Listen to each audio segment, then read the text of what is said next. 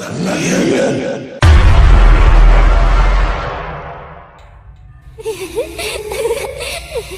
वो रात पूर्णिमा की रात थी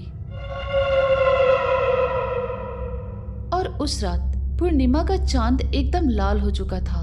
कुछ लोग इसे ब्लड मून कहते हैं।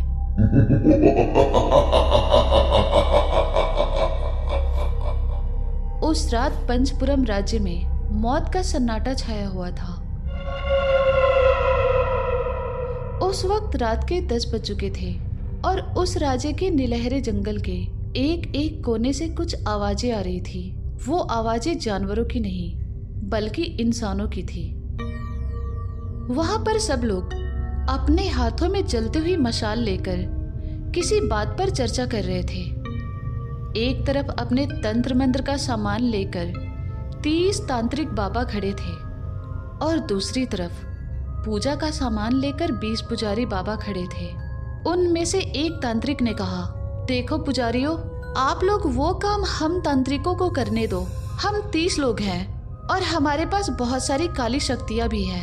भले ही आज हम सब तांत्रिकों की जान चली जाए, लेकिन फिर भी हम सब इस राज्य को आजाद करवा कर रहेंगे।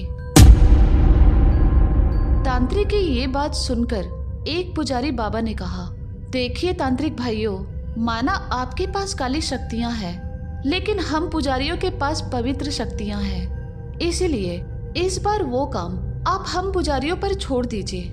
हम भी इस राज्य को बचाने के लिए अपनी आहुति देने के लिए तैयार हैं। इस बात पर एक तांत्रिक ने कहा, देखिए मेरे पुजारी भाइयों, आपके भविष्य में मंदिरों और लोगों को बहुत जरूरत है, और हमारा क्या है, हमारे जैसे तांत्रिक तो हमेशा बनते ही रहेंगे, कुछ अच्छे तो कुछ बुरे।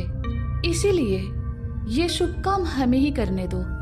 इस पर एक पुजारी ने कहा, देखो आज पूर्णिमा की रात है, इसीलिए उसकी शक्तियां आज ज्यादा काम नहीं करेंगी, तो शायद हम पुजारी मिलकर उस शक्ति का सामना कर सकते हैं।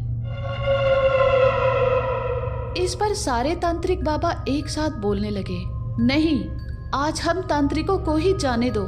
हम पूरी जान लगाएंगे और इस राज्य को बचाएंगे।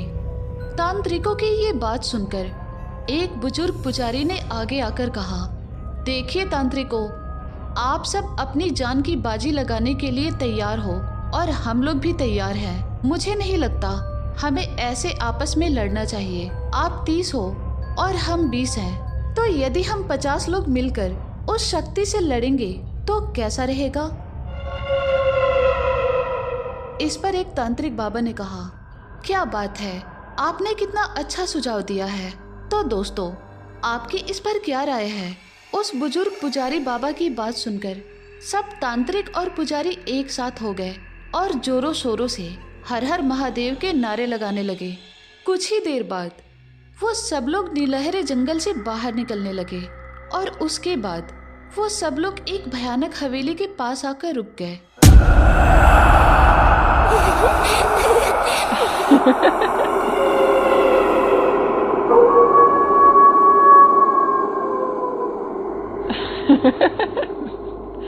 तो दोस्तों, यहाँ पर बस इतना ही।